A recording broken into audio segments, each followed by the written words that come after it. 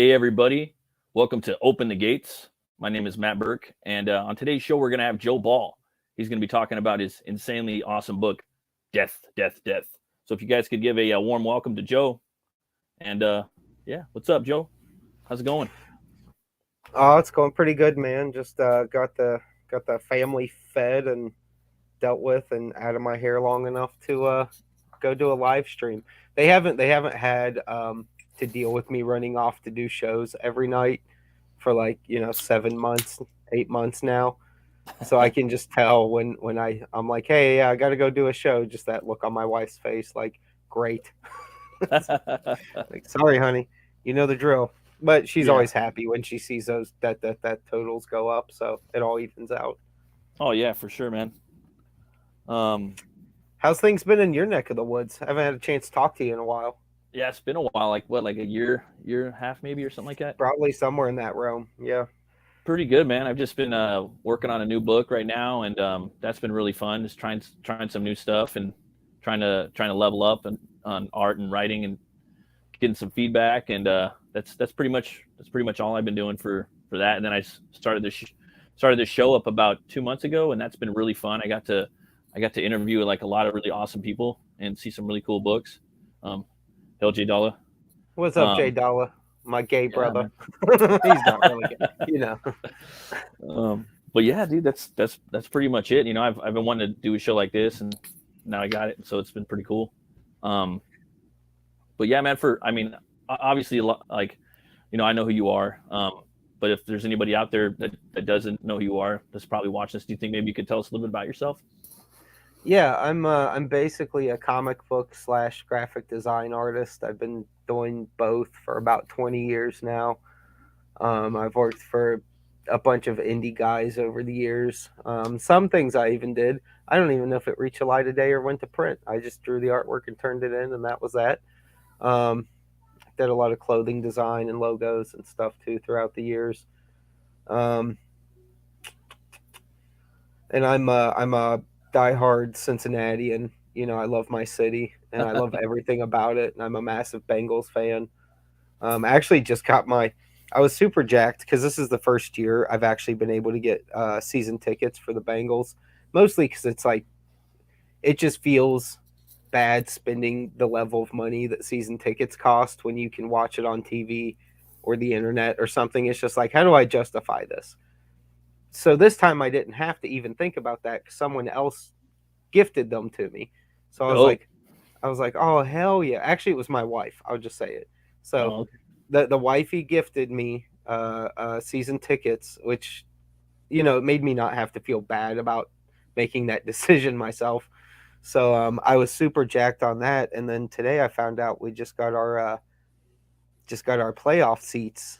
Got that option to us, so I got to get that locked in because I thought that was another thing like I'd never see in my lifetime, like a Bengals playoff game live.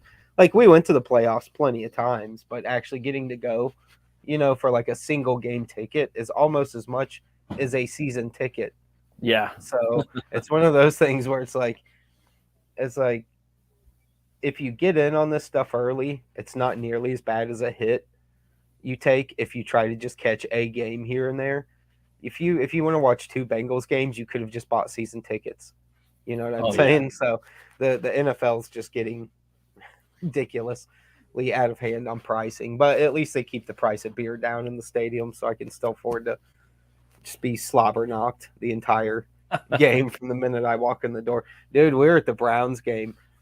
And there was a lot of like when you have season tickets, you can tell when the regulars aren't around you, Yeah. like the other people that you're used to always being there. Because occasionally someone will sell their seats. They may not be able to make it this week or that week, and we had these. There were fathers and sons everywhere, like Mhm. middle aged sons with their like 60-year-old fathers, just everywhere in the stadium. All these faces I'd never seen before, and we had two sitting right in front of us because those particular seats are almost always sold out individually. You never see the same people, and dude standing there with his dad, and his poor dad just keeps like falling backwards in slow motion Oh, because he's so fucked up. wasted. And this is like 2 minutes into the game. I was like, well, how much tailgating are you boys doing? Your dad's like 6'5". He's a total beefcake. He's a dad, Yeah. and he's literally like slow motion hovering his head closer to the concrete stairs. I was like, please don't Oh, fall and crack your skull, dude. Like, I don't want to be cleaning up Bengal fan blood. I just want to watch the game. But Bengal juice. yeah. Well, dude, That sucks. I know it's a rivalry game. I get Yeah. that, but like there was just an excessive amount of drunkenness at this particular game that I had never seen before. And it took me back because I lived in Cleveland for a couple of years at one point in my 20s. And I was like, it's all adding up. Like, everyone in Cleveland's drunk from like Thursday through like Tuesday morning. It's just That how makes it sense. is, it's just the norm. So, like, drinking and driving is not unusual up there. Like, people are just Mm. like, quit being a dork. They just start pounding booze everywhere they go. It's just a cultural thing. It's how they are. They don't give a shit if they get in wrecks. And all added up. I was like, that's why. It's because there's half of this crowd are Cleveland people, and they're all drunk already. They've probably been drunk for 2 days prior to this and never stopped. you know, You're just getting ready, but huh? yeah, yeah. But because when I get there, that's when I start. It's Hmm. you're gonna eat up 4 hours at a stadium, so Yeah. I don't really want to be insanely drunk beforehand, or I'm not even going to be able to get to my seat in that mass of people. But Yeah. Or it, remember it was everything. it's yeah, well, it's already hard enough to remember. Like when I get Yeah. home and turn the game back on to rewatch, it's like getting a whole new game because you're just seeing everything from this perspective of your seat. And occasionally I'll look up and try to watch the big screens if it's too far downfield away from me, but you get zoned in staring down at that field. So it feels like two different games once you get home to rewatch it, where there's camera angles and other things happening. But I could tell it was a rivalry game too. It's the first game I've been to all year where there were like these commando SWAT looking motherfuckers with like machine guns and shit just all over the place. I was like, there has never been a presence like this. There was like double the security, double everything was doubled, all the event staff. I've never seen that many guns at a Bengals game. In fact, I've never seen it at all. There's usually a few sheriffs around. That's it. A That's couple of big. sheriffs just to keep an eye on things. That's It was crazy, dude. ridiculous. It's like a whole SWAT team or more, a couple. Well, and everyone was being relatively nice. I'm not sure what they were worried about. Like Browns Yeah. fans were looking out for Bengals fans. Bengals fans were looking out for Browns fans. I think everyone just came with fun in mind instead Yeah. of anger for once, because that's kind of if you were at the Chiefs game the week before, like I felt bad for them Chiefs people because they were just speckled here and there, and they were just getting verbally abused through the Oh man. entire game. But that's what they get for showing up in Hulk Hogan colors, and Hulk Hogan's not there. If Hulk Hogan's there, it's fine, but it's not. It's the Chiefs. You're gonna get ripped on. You get it, huh? Mm-hmm. Dude, your art, man, is like so awesome, dude. It's so like highly detailed. Um, who are like some of your influences, man? I've always wondered. I mean, I have my ideas and like prior discussions, but can you tell me some of who your artistic influences are? Well, I think you know how like artistic influences are in the sense of like they can change over time, or a Hmm. person can like go through a phase where they're really into an artist. But I would say like in my early years, like the first dudes I got my eyes on as a kid was George Perez and John Byrne were like my first two comic artists where I was able to identify something about this just looks better than the other comics I have. Like I wasn't old enough yet to really put my finger on why it was better. I just knew it was. And Yeah. as I got older and I was able to start, connecting names to art and things like that, I would say like Byrne and Perez always will remain in my top 10. I absolutely love those two guys for American comics, especially Byrne because he's just incredible at everything he did for a while before he got tired. Um, Michael Turner was probably a huge one for like me realizing I had to do better. I see Like I some was of him in yours. yeah. Oh, for sure. Like I still do like Michael Turner eyeballs, and occasionally I'll even draw like Michael Turner like male body types. Like I've broke from that a lot these days, but every once in a while I'll still give him more of like that big rip dude, but the flow of his body moves a little more sleek and feminine. like the hips Yeah. kind of go out a little odd. Um, so I'll still do that occasionally, but yeah, I loved Michael Turner and Silvestri and Lee. Hell Um, yeah.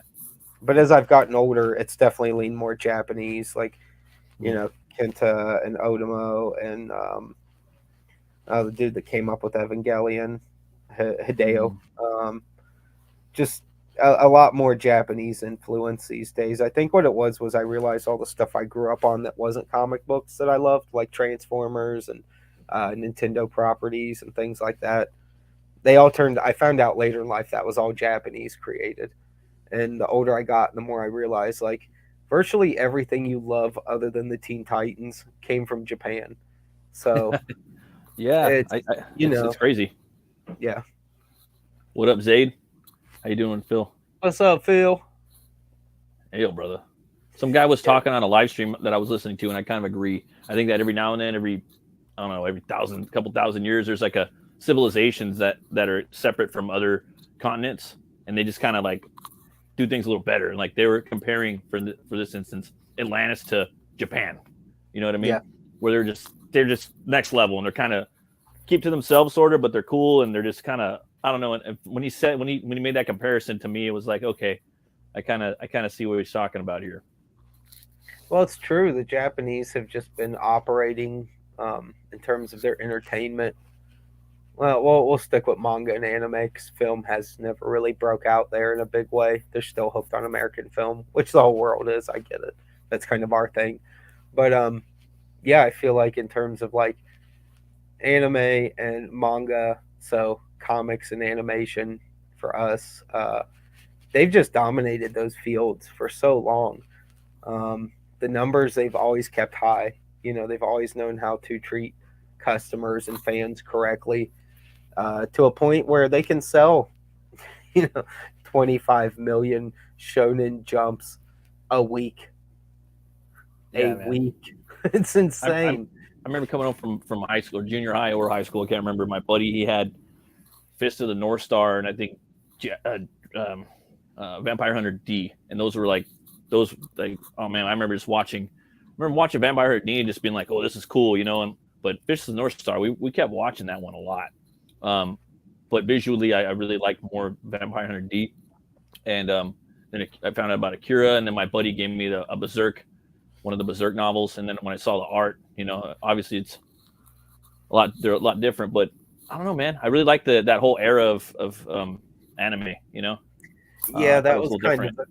the golden era in so many ways. I think even I don't know this for fact, but from what little bit I've talked to the handful of people I know in Japan, mostly Americans that live there, not really Japanese. I only know maybe one or two actual Japanese people, but the even they look fondly on the late '80s and early '90s Mm-hmm. anime manga because it was just all about outdoing each other. Like creativity did take a little bit of a backseat in terms of like good stories, and it was more like who can make the most ridiculous shit in an animated short. And it was just a glory time over there. You notice too, like on a global scale, we kind of all hit these strides sometimes. Like in America, um, X Men, and then right into Image Comics was booming, Yeah, and there was big competition in our field in the exact same time that was happening in Japan. And even when our comic book market dropped out, theirs did too for a little while in the mid and late '90s. They had a weird drop. Like it all matched up, even though it was completely different products that both sides were consuming. Over there, it was DBZ burnout. Over yeah. here, it was Hatchline Pokemon. burnout. Yeah. So it's just it's Yeah, interesting how we hit these weird strides sometimes simultaneously. I think the difference is Japan knows how to dig itself out of a hole, and yeah. in America we just keep doing the same dumb thing over and over, and then wondering why it's not resulting in a good, in a good result. So, Totally. Yeah, I agree 100%. Um, I was gonna say, man, what's your favorite metal band? huh, tough man. There's literally like millions of metal bands. Yeah, Um, it's you always a know tough this one. globally. Like if you look at like the metal map of Yeah. genre, and then the genres broke down into the bands, it's Hmm. like okay, so there's about 50 genres, Within Yeah. each genre, there's about 25 subgenres. With Yeah. each subgenre, there's about 100 groups that participate in that sub sub Yeah. sub genre. I'd say like my kind of like stuff I fall back on or I Yeah. re-listen to, because there's some things that are just kind of like fun for a week and then I'm over it. Like Then you have like, like I got yeah. into like Beelzebong and Electric Wizard for like a week, and then I was like, okay, enough Sabbath worship. Because I love Yeah. Sabbath, but I after a Yeah. while I have enough Sabbath worship You gotta bands. It's burn like, it. Yeah. yeah, Burn through it, right? exactly. So let's see. I think Emperor Okay. is high up on my list. Dark Throne is pretty high. I listen to those two still quite a bit to this day. I'll even take in some Burzum every once in a while. Do you like Isan? What's that? Have you listened to Isan? No. I think it's the singer of. I think it was the singer of Emperor. I can't remember, but he did like a solo album probably like 15 years ago or something like that, maybe 10 years ago. But Okay. it's still black metal, but he was bringing in saxophone. Now a lot of bands are bringing in saxophone like on one song or something. You know, like a lot of metal bands would bring in a female vocalist just to kind of do some Change it weird up a little, stuff. yeah.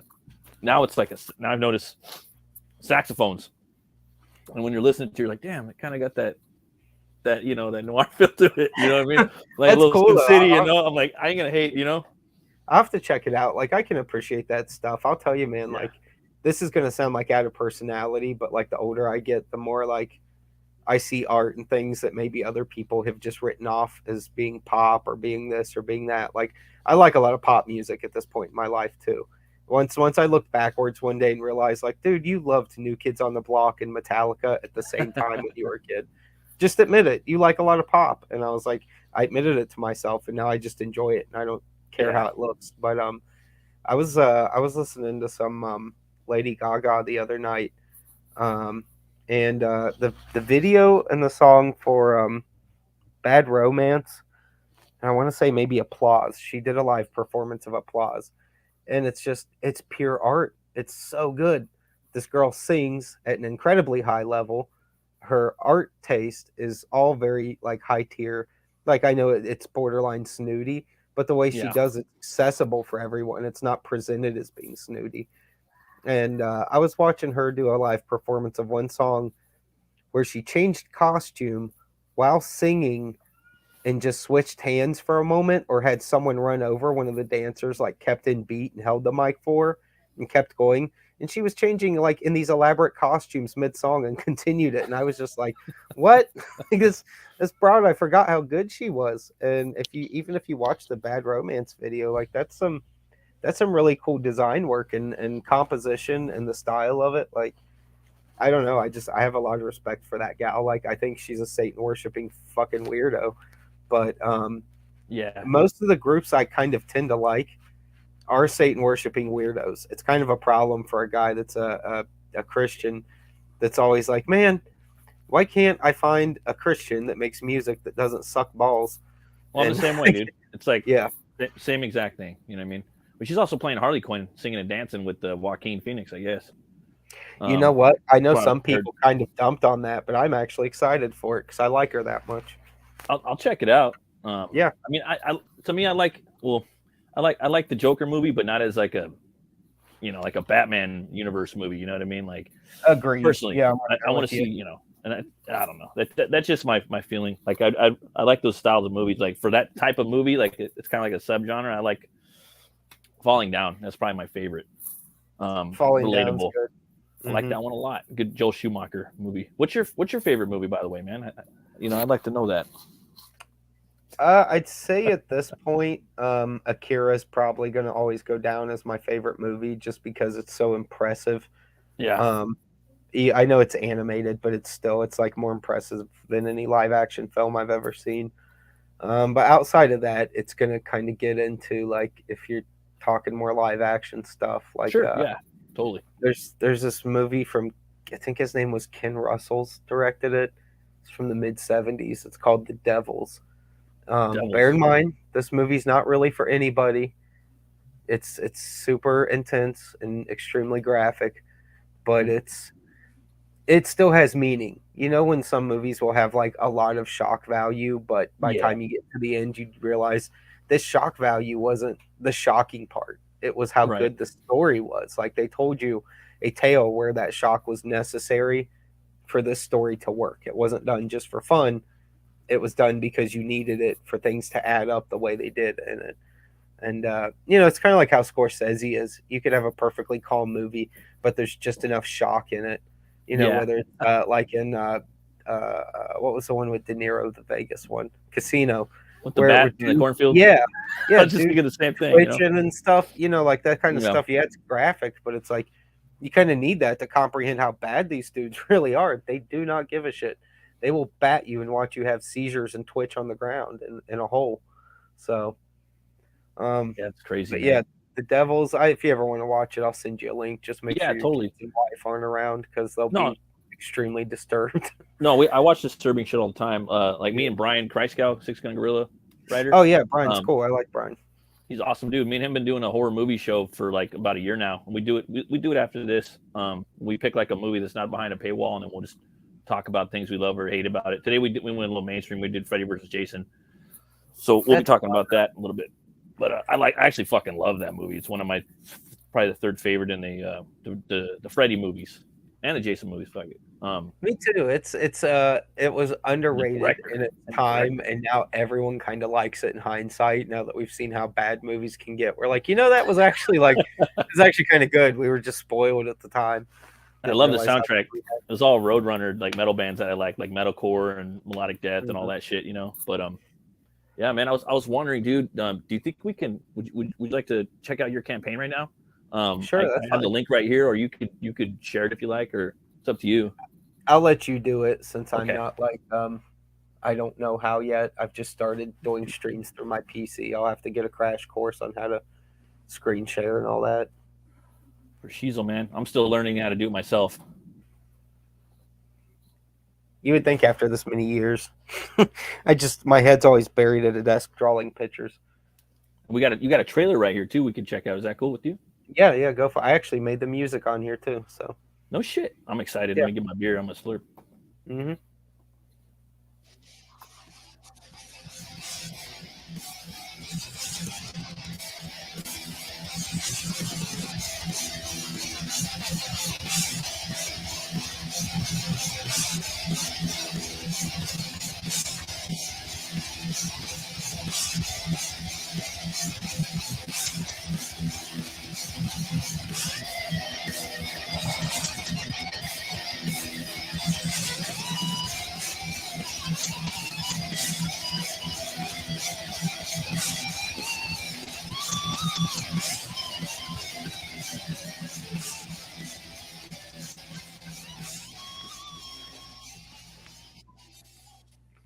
Oh yeah, man, that was metal as fuck. Thank you. Yeah, the gain's a little high in the highs, so if you go watch it actually on your own, like computer or phone, the sound quality is a little better, but all the cymbals and stuff Isn't that just weird? comes through a little wonky, yeah, when it's played elsewhere. But it's clear as day if you watch it like on YouTube or something, or on the campaign page. But yeah, it's a little piece from a song I had. I mean, I've been playing guitar and shit since I was like 14. So I have just like a backlog of just hundreds of songs I've made. So anytime I need a piece of music, I don't have to worry about. I can just go sift through some discs and find something and snip a little part out of it if need be. Do you ever do any vocals? No, I'm not cut out for that, unfortunately. I've tried, but it's just you hear how I sound right now. It's even worse when I try to sing. So I would have to actually get like legit vocal training to do that. It's just too far outside of my wheelhouse to get good at. I need someone to tell me what to do. So That's crazy, man. I mean, that'd be pretty awesome if you could, like, say if you put out like a song to go with maybe like the next book or something. You know what I mean? Like a download or an MP3 or something. That's what I did on the last two books. Death Metal Hero did one for the first book, Butch Cleaver book I did, and then I did one on the second one with my band. So it was real fun too. But yeah, I mean, I'm just saying that since you got all that badass metal, it's a possibility in the future. I would have to take some real time to sit down and sift through it all and kind of retweak some of the the mix on them. But just because some of that stuff I recorded literally like 10 and 15 years ago.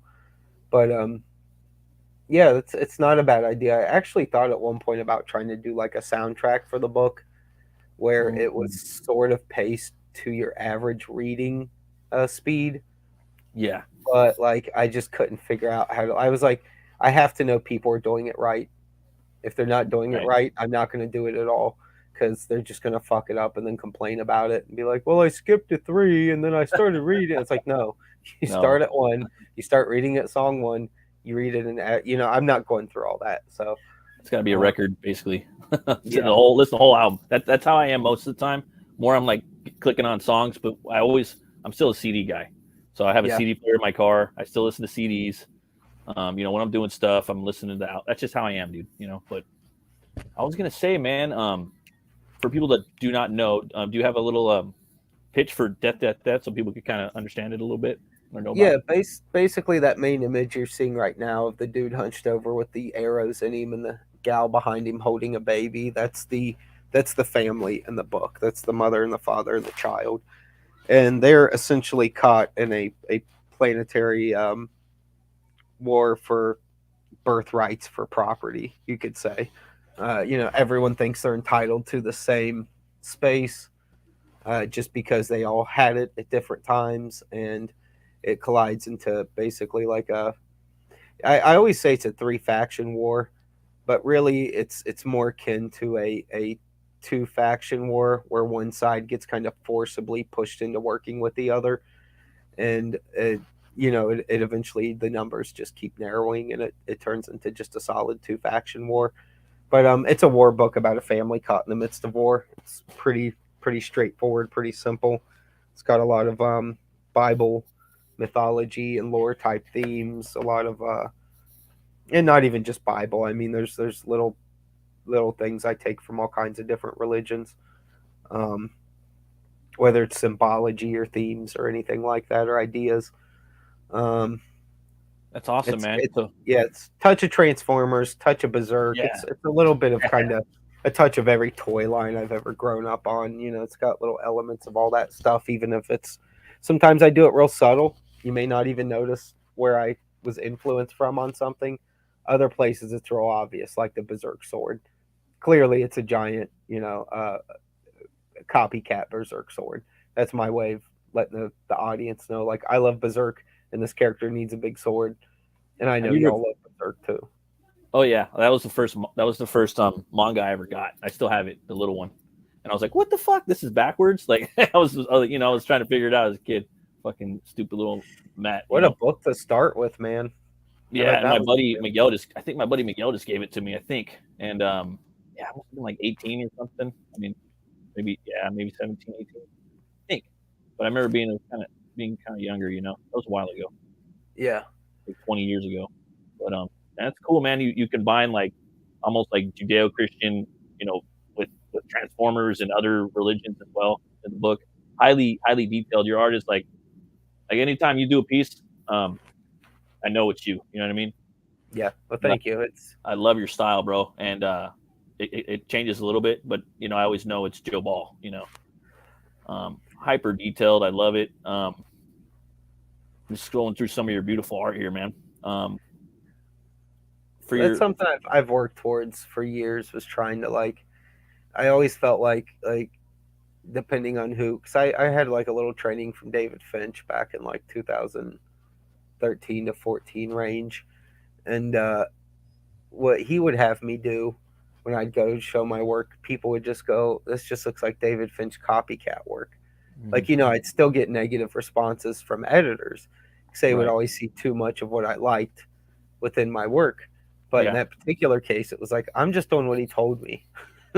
But I've finally got like my style kind of like almost narrowed down to a point where it's pretty identifiable that it's me. And it's basically an amalgamation of 30 40 years of practice all mushed together, and that's what people are seeing now. So they're seeing all these, every comic book, every gig, every stupid thing I've had to do over the years coming to fruition through this book. Yeah, and it shows, man. Like I love this cover right here, man. Like I don't know anything about the book, but like to me, like I don't think you could have done a better cover than this one right here. You also did another one for Chimera's Testament, man. I think that was like probably the best cover I'd seen like through like some of the indie stuff of the last few years. You know what I mean? Well, thank you, man. I was just like, wow, dude, he's just really fucking nailing it down, like with these shapes and balance and concept and composition. You know what I mean? I started doing this. I started doing this thing around the time I did that particular cover where on there for Death at Death, where I would like instead of trying to like build the image out by start sketching the characters, I would just decide the shape I wanted the entire picture to have. That's what I thought. I'd make like a big swirl, or I'd make like a big teardrop, or I'd make like any kind of just big wonky shape that I thought could be cool to work inside of. And then I would force everything to stay within the boundaries of that overall shape I had. And it gave me some cool results. It got a little repetitive after a while, so I tried to think of some other ways to attack those kind of things. But that, and I started looking at photo references for like ballet dancers and things like that, like male and female ballet dancers, like black and white photos that they had done on like just stage photo shoots. They weren't actually dancing, but they were holding very cool positions. So even though you might have to tweak a hand or a foot so your characters don't look like they're in a dancing position, you can get way more interesting body poses and positions that I don't think a person would have generally thought of on their own. And because they just don't make sense in your head trying to lay it to paper. But when you can see a real photo of someone actually doing it, it helps you get the kinks figured out to make that weird stuff look right and not look weird any longer. It looks weird in terms of it makes you uncomfortable, but that's okay. It doesn't look weird as in you drew the picture wrong or you messed up the anatomy. So, that helped a lot too. Like photo references to draw ideas on new body positionings or new angles from, because it just gets, I've been doing this for 20 years, so I get bored really easy now, and I lose interest really easy as well in things I'm really into or I'm doing. So I've had to find ways to keep my own work interesting even to me, and little things like that have helped tremendously. That's cool, man. And like when you see like some of these ballet pictures, you might see some weird poses. Like, wow, I didn't even know that was like anatomically possible. Like in if I comic book it, but they're really doing it. You know what I mean? 100% correct, man. That's the whole thing. You see stuff that it doesn't make sense if you try to just do it from your imagination, but if you can kind of get a gauge on where to start or how to approach it from a nice photo, it can make all the difference. Hell yeah, man. And one thing you did with this book, like I remember knowing about this book, because I've known you for a few years now. Yeah, you've probably heard about it 2 years ago at this point. And I remember just being really pumped up because I always liked just the way the characters looked and whatnot. And I didn't know you were gonna have 3 different formats for it. So you're doing basically a colored version of it. It's not basic, I mean, anything but that, but you're doing a colored version of it, a line art version of it, and you're also doing a manga version of it. So can you walk us through a little bit about that? I'm very interested. Yeah. The manga version is basically, it's the same book. It's just I've converted all the colored pages to grayscale, and I have tweaked some of the lettering to better fit the digest size of 5 by 7.5, which is like the typical manga scale that you would see in like a Barnes and Noble. Like I know that they make bigger and smaller versions of manga, but that's kind of like your standard. So I'll have that. It'll still read the same direction as an American comic. I don't have the time to tweak it all to read like a real manga, but it will still be in the format. It will still fit on your shelf with all your other manga and look correct and scale up well with those. So that's a lowdown on that, and that's kind of like your value option.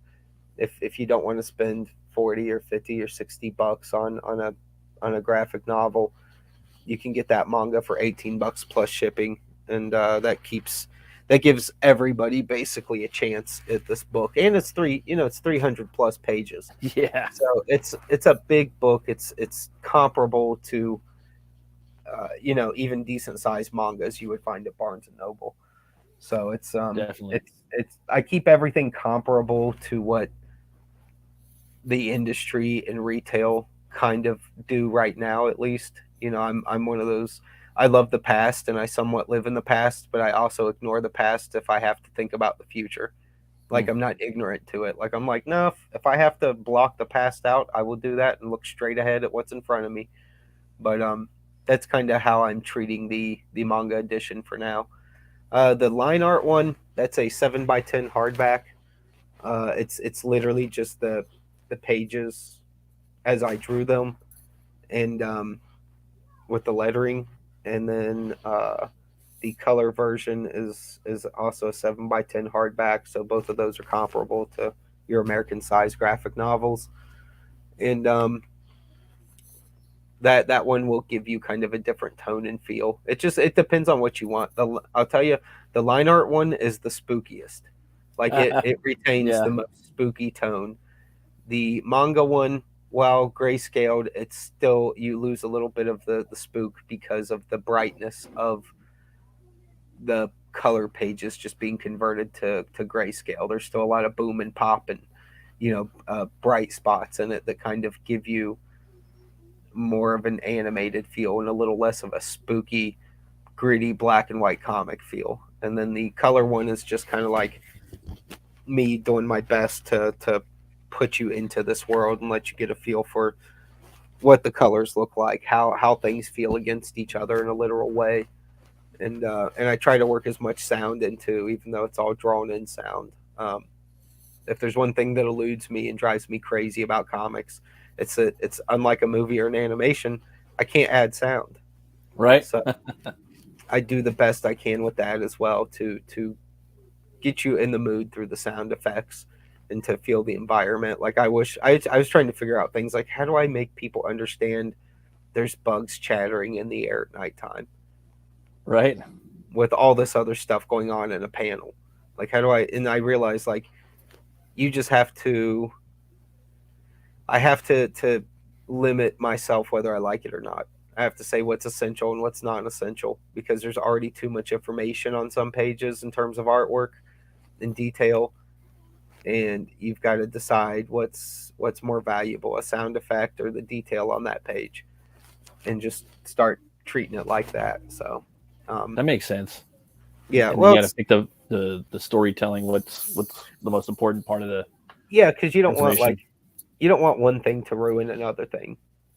So if I want people to read through the pages smoothly and turn from page to page, I can't barrage their senses so badly that they're sitting there trying to figure out what's going on. I mean, I even went back and tweaked some of the older artwork just so it was a little more clear. Because at the time I drew it, you're talking like 2.5 years ago. So, some things just weren't up to par in 2022. So I had to do a few adjustments here and there. Nothing major though. I'm not big on going back and editing old work. I feel like you should leave it as is and let people see where you were in that period of time. Hell, And yeah, and just live with it. So, because I've never done that in the past on anything. So on this, I was like, if it's an extreme case, like if I run it by 6 people and they're all going, I can't tell what's going on in that panel, I will tweak that panel. But I'm not yeah, gonna start changing entire pages and everything else. It's just way too time consuming. yeah, definitely, man. I agree with you 100%. People just need to see your progression. That's how I feel with my work too as well. I think Well, though. I'm sorry. I was just gonna say too, just to put it in perspective for people. The average fan is not even going to notice that stuff. Like Jim Lee, I was reading an article in Wizard when he was in the midst of his Hush run on Oh, Batman, my and favorite. he said, "Well, yeah, it's great." He said his biggest worry was he had started on Hush like a year prior and drew those first 6 issues like in a very short time span and had to do them Yeah. very quickly. And he was worried people would see the difference between the art of issue 6 and issue 7. Yeah, And the irony was nobody even knew the difference until he said anything. not at You all. could not tell. It was very seamless. It looked perfect. So I try to remind myself, like, dude, that most people are not going to analyze it that close to even notice the slight variation in how you hatched 6 months ago to now. It's still almost the same. And you're So, Joe Ball, dude. You know what I mean? Like I don't know, man. Like your stuff's so rich with detail and stuff like that. I think even the stuff you had. I mean, I have no idea what it is or whatnot, but I'm just saying, people are gonna love your work because they love your work, well, myself included. a lot of the artwork on that campaign page right there is already nearly 2.5 years old. So no one said anything yet. They don't seem to know the difference. So I roll with it. I was gonna ask you, have you let out this main character, the father's name yet, or is Yeah, that still kept under wraps? no, I've not made like a big fuss about it, but a few people have asked, and I've went ahead and told them. His name is Gabriel. Oh, Um, okay. and then once he is mechanized, he'll be known more by his like, I guess you could call it like a slave name or a title. Yeah, He'll be known as Citadel. Citadel. Yeah. That's tight, dude. Oh, okay, all right. I like that. I was gonna ask you too, man. Do you have any merch for this yet? Like any T-shirts? So No, I'm sure at least one person told you like that needs to be a fucking black and white T-shirt. yeah, we're getting to that point. We've got a lot of like King Toad shirts and Mothman shirts and stuff like that. Shane's working on getting all that stuff up on our Etsy site. Hell, Um, Mothman. yeah, yeah. Actually, the second Mothman book just went into production. Shane's working on Swarm as well. That's going to be kind of like our more like Western typical like '80s Marvel comic, you could say. Yeah, Very very typical American superhero stuff. That's being worked on now as well.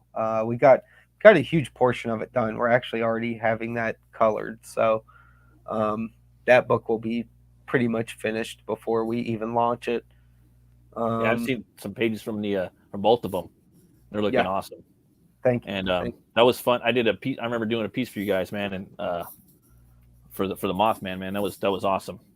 Getting a chance to do that.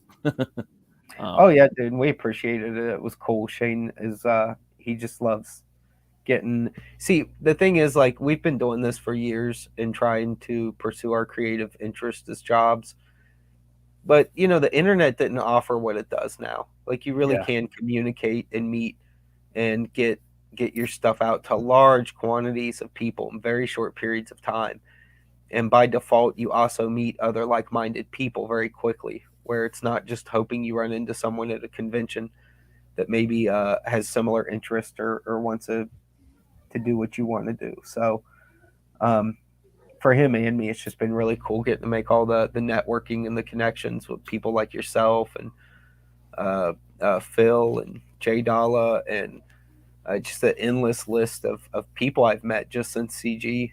You know, um, hell yeah, it's I've never went to a convention knowing anybody. yeah. It's Like weird, right? life, Like, what yeah, up, dude? yeah. That'd And be fun, dude. I'd love to do that. Just say what now up. I You know what I mean? get there and there's Yellow Flash and Rakeda and Anna and we're all going to bars and getting wasted and having a good time. It's actually hard for me to even focus on the con itself anymore. Like I think I might hire somebody for cons specifically to watch my booth Yeah, because I don't have the patience. I just want to party. I could see that. Well, I mean, your work, dude. It's like you put in some fucking work, bro. Like when you're laying down. I mean, just when you're doing like traditional black and white, let alone your actual death book. So I could see that. And it's a good time. It's a good time to let loose, man. At those Yeah. cons and see what's up. Well, I don't know what things are like on in your neck of the woods because you live out west, correct? Oh, yeah, I live in LA, or I mean Los Okay. Angeles County. Yeah. Yeah, I don't know what the conventions are like because I've never even been to California. I've they been suck, dude. Colorado's as far west as I've ever Yeah, been. But here, like in Cincinnati, in Houston, Nashville, places like that, there's literally like bars set up everywhere now, like even on the convention floors. So wow. like that's Yeah, what's awesome is like you if at a con I basically like to drink and get wasted and do whatever I possibly can to just have fun till Yeah. about 2 or 3 a.m. I'll crash. I'll wake up. I'll eat a power breakfast to get rid of feeling shitty. I'll bash a bunch of eggs and bacon and whatnot and biscuits and gravy. Then I get to the con, right back to drinking. Like the booze is just right there. There's just bars set up. There will be like 5 or 6 of them just set up on the floor.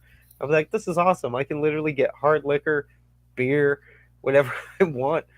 And as long as I'm not bothering anybody, they don't care. We're in this glory phase where like at cons and at any like big city function now, Yeah.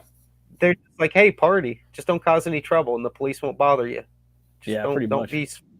don't be bothering anyone, and you can drink yourself retarded in public. You can smoke your weed in public. You can do whatever. Yeah, we know it's illegal, but we don't fucking care. Have fun, spend money. It's all we're worried about is revenue in our city. Yeah. And as long as the cops are happy and you're happy, we're all happy. So That's it's pretty much how it is over here. yeah. I mean, yeah. Dude, even at Bengals games now, every time I'm walking in, you smell weed everywhere, Oh like yeah, dude. all over the place. I'm like, you'll even hear like the occasional like drunk white girl being like, "Where's the weed?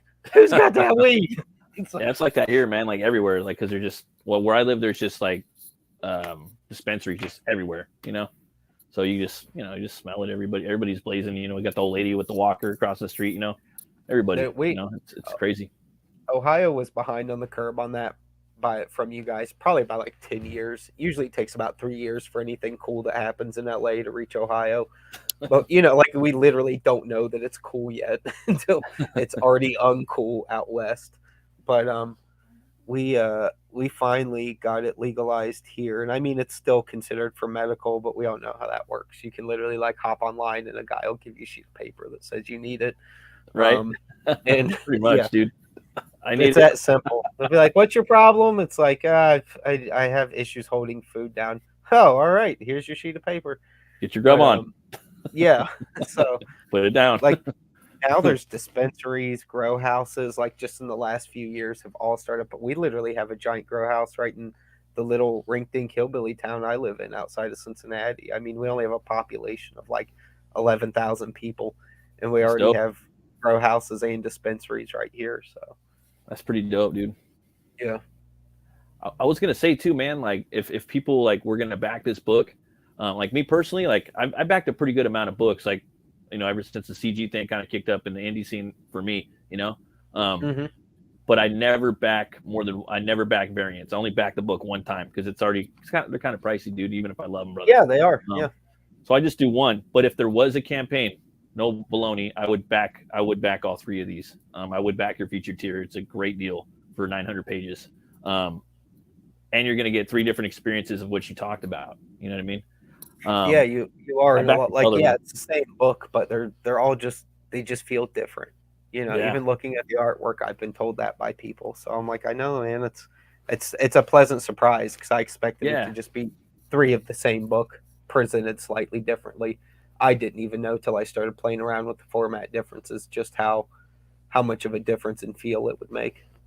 And I did the color one just because I really wanted to see the world, and but I also want the line art one. So hopefully I can go back and get it later. Yeah, we'll get you hooked up either way, brother. Oh shit! Hell yeah! Well, shoot, man. If anybody hasn't backed this book, you need this book in your life. So come over, check it out, back it, get all 3 of the future tier. You can't go wrong with that. And it'd be a perfect book to back for Christmas. So if you guys come over, check it out. Check out Death.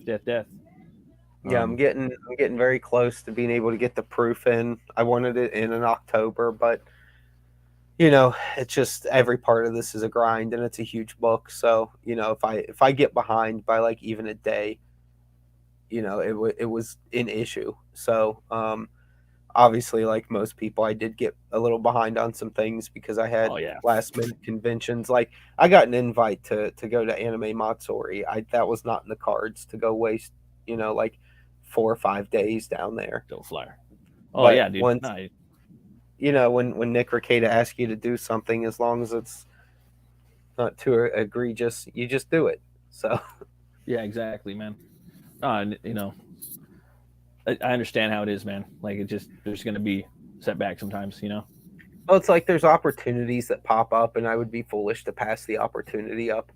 It's like, Right. yeah, it'll put me behind a little, but like I have to weigh the pros and cons of doing certain things, and I there's just sometimes, even if it's just something like for my kids or something, it's like I'm gonna lose some work time tonight, but like my little girl's she's my little girl. Gonna have to Yeah. do it. I'm Yeah. gonna be her dad forever, and she's gonna remember things forever. If death can come and go.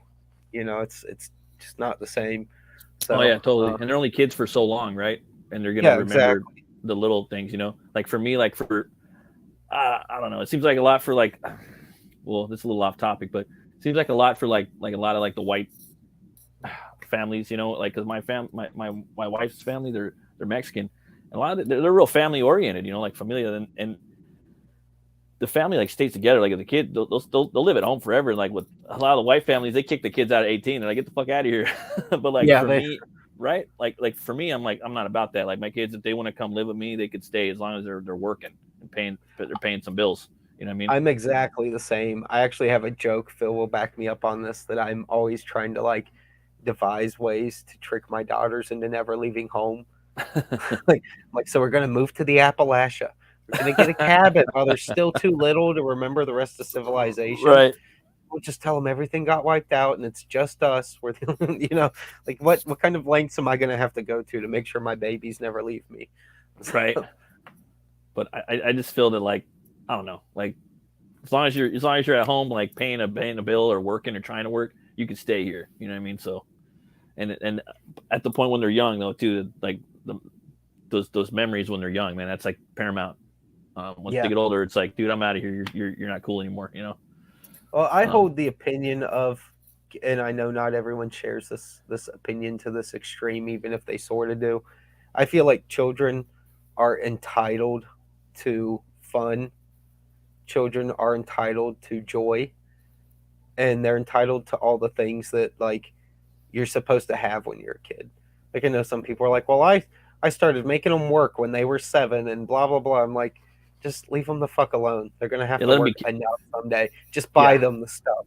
let them be Stop. kids. Yeah, Yeah, they let them can have learn some how fun. to earn things when they get their first job in high school. I'm not doing all of that when they're that little. I'll give them a structured life, sure. I'll make sure they understand there's bedtimes, and Yeah, you got to go to school at this time. We got to hit church at this time and be dressed and ready or brush your teeth. But overall, I want them to have as much fun as humanly possible while they're little, because I don't want them having any.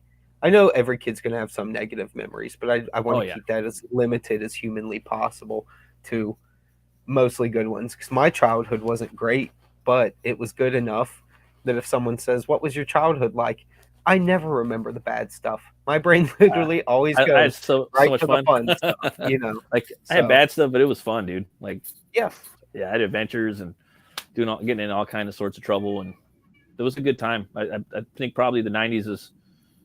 I don't know. I mean, there's a lot of argument. Like sometimes I think that probably the '50s and the '60s was probably the best era, but I also think that the '90s was a really good era to grow up in because it was on the precipice of technology. You didn't have the cell phones and stuff yet, and you had to go around and. I mean, everybody talks about this all the time now because it's kind of cliche, but we had everything, but we didn't have all the extra stuff. You know, we still had to go research. we had video games, we had VHS, we had enough cable tele, like there was enough things in place that you would think people would have started turning into vegetables then, but they didn't. You No, still played outside, you still yeah, rode bikes, you still shot guns, you still um, did all the typical kind of all American apple pie, Americana, bicentennial corn festival type things. Like you still did yeah. all the typical stuff, and even in the little town I'm in, I love it because you can go to a harvest festival and there's literally just like little kids running around playing football. There's Boy Scout troops fixing corn on the cob on a giant grill. There's red, white, and blue everywhere. There's Pretty dope. farmers walking cows through for the 4-H things. Like I need to it's move just there, dude. yeah, I love it. Yeah, sounds It's sounds so fucking awesome, it, dude. it's so southern and so Ohio. Like that's the thing. Like when you get up towards like a little past Columbus, it gets a little. It's not southern anymore, Yeah. and that's why I love the area I was born in Cincinnati and where I'm from, because we have cities and we have the convenience of those things if you need it, but people are still like just rural in mindset. It Yeah. doesn't matter if you grew up literally in the ghettos of Cincinnati, you're still kind of a hillbilly, and it's great. So yeah, and I love the deep south too. I've lived all over this country. Growing up, I moved every 6 months to a year from about the age of, I don't know, 10 or 12 till I was out of high school. Ultimately, I went through about 28 different schools, and Oh wow. yeah, it's and it was interesting. I mean, I didn't always like it in at the time, but as an adult, like I got to see like so much of this country Yeah. and so many Exactly. different places, and realize just how different people could be from place to place. Like Rockford, Illinois, while it was a nice middle class city when I was up there in the mid '90s, I would never choose that over like Macon, Georgia, because Mhm. just Georgia's my people. Like Yeah. they have a mindset that I can appreciate, and they don't let go of their traditions easily. It's I love Southern things. I'm a Southern boy at heart, so Yeah. I love the Southern food. I haven't been down there before, but I went to Arkansas when I was like 4, but I don't remember any of it.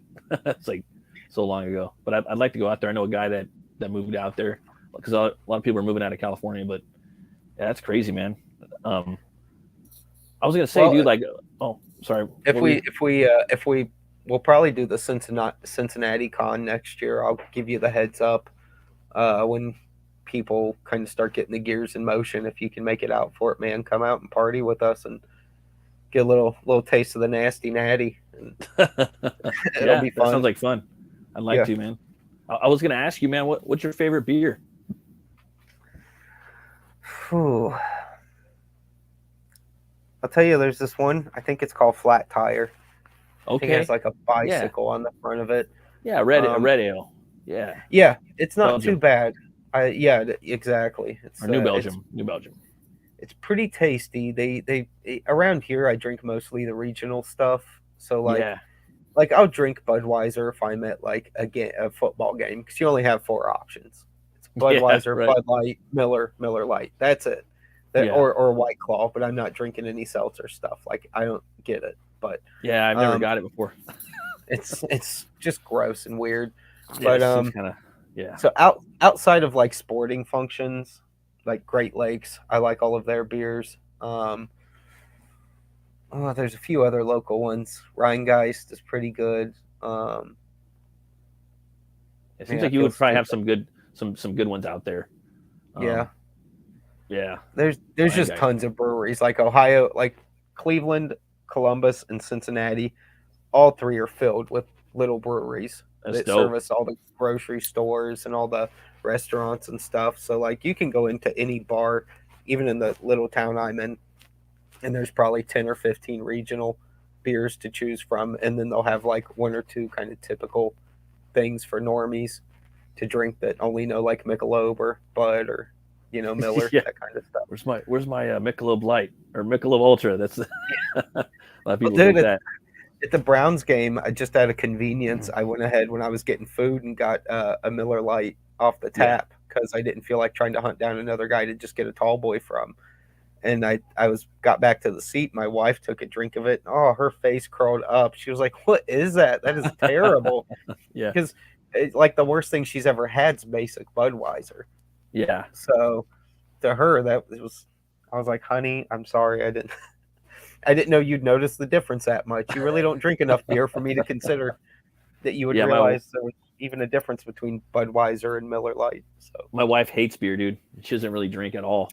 Um, but there's this like one beer like she's like, okay, that's fine, but she won't drink it. But she's like, that tastes pretty good. It's a Weinstefaner Vitus. It's pretty good. It's like the I don't know that oldest I've ever brewery. heard of that. It's like the oldest brewery in the world. It's from Germany, but they have it in a lot of places now. Like they'll sell it in a lot of like wine, like beer stores and stuff like that. Some liquor stores will carry it, but a lot like they got rid of it for some reason. I don't know why. I'm like, oh, this is my beer, and like a lot of places had it, and then they got rid of it. Like, all right, whatever. Shit's been around I'll like give it a 300 try. years. Yeah, Germany makes some good beers. My back Yeah. my DNA background's all German, Anglo-Saxon, so we're really old ass Germans mixed with the Germans that didn't leave what would eventually be Germany Mm, until after World War II. So my whole family's got just the most whitest of white people in our genetics, no matter if we like it or not. And Cincinnati's a German town. That's where all the migrants came to. That's where all their family was. There's a lot of Ohio that literally looks like Germany. So oh, I really? really am not surprised. Yeah, like my Oh, parents, my dad was a Marine, so I grew up looking at just endless photos of Germany and Japan and stuff like that. Because my mom and my older brother and sister were always over there living on base, wherever he was at. And oh, so okay. even though I've never been to these places, I grew up just looking at endless amounts of pictures of it, and it kind of felt like I went there in a weird way. And it was strange to me that when I got older, I realized like rural Japan, rural Germany looks just like Ohio. Like I kind of comprehend why they gravitated to where they did to this valley that cuts into Kentucky and all that because it feels like their home. It looks aesthetically like where they came from. So, Yeah, that makes sense, man. Um, mhm. you guys probably have like some Oktoberfest up there too, some festivals, huh? Oh yeah, Cincinnati's Oktoberfest is a hoot every year. It's a pretty big deal around here. Even the little towns, like you could have a town with like 5 or 6 thousand people in it, and they're still gonna put on their own little Oktoberfest, even if it's super basic and it's just Budweiser and brats and Mm, sauerkraut. They're still gonna do it. So I love yeah, brats. oh dude, like sauerkraut and sauerkraut balls, anything Oktoberfest related. Uh, they people absolutely love that stuff around here. That's awesome, man. Well, shoot, man, I think I'm probably gonna wrap her up right now. Is there anything else you'd like to say about death, or anything else you're working on with King Toad that you haven't covered or you would like to talk about? I'll just run through the basics one more time real quick. Death. It's we're closing in on 76K. My ultimate goal is to reach 100K on this. I'm going to update the campaign here later tonight. Get the 100K stretch goal up. Um, Nice. there's a few customer questions that are up I need to answer as well. Um, and a few just other little things I want to put in the update, show off some new work, things like that. Hell yeah. Um, Swarm, the mailing list is up on IGG. Just search up Swarm. It's like one of the first things that pops up.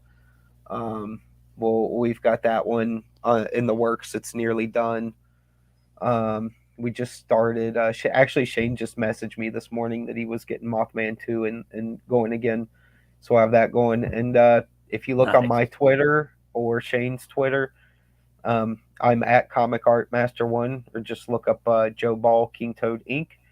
And you'll see our Etsy store linked in the bio, and that has a bunch of our current merch. You can get cups, uh, beer bottle opener keychains, Nice. mechanical pencils, T-shirts. We got a bunch of ash can comics, um, and they're essentially like previews of our bigger books. Um, That's dope. yeah, I'll have to check bags. that We've out. got drawstring bags, King Toad bags of all kinds. So yeah, a lot of options, a lot of merch we're kind of compiling right now and trying to get that set up to sell. And I'll we're put some just links trying to for keep that in the stream after, so people can go there. I have to go back and rewatch this video. They'll have those links in there. Yeah, People can go thank check you it very out. much, man. I appreciate it. Hell yeah. Well, shoot, man. Where can people find you at, man? You can find me easiest on Twitter. Um, Look up Joe Ball King Toad Inc. or at Comic Art Master One, and that's the easiest place just because that's like the one thing I don't have the notifications turned off for on my phone, so that I'm not getting 10 zillion notifications a day from every It's app. crazy. Oh man. Yeah, Oh lordy. Yeah, I've been having that trouble like just the past week myself. I just started using Discord again to do a show because Yeah. occasionally you run into someone that likes to do shows through Discord, and I went ahead and re-downloaded it and everything and signed back into my old account, and now I'm just getting like 100 Discord notifications a day. I'm like, I've got to go back and turn this off. This is going to drive me nuts. But it's yeah, Twitter I pay attention to, or my Yeah. email. The emails are Yeah. all on the campaign if you need to reach me. But yeah, I'm pretty easy to find. And if you are having a tough time, there's everyone in CG knows who I am. Just ask one of them; they can direct you in a minute. So, Hell yeah. Well, thanks again for coming on. I really appreciate it, Joe. hey, It's thanks really for having fun. me, brother. I'm really pumped up for this book, and everyone watching, remember, be bold, be brave, and roll the bones to know your role. You guys have a great day. Bye-bye. Later, guys.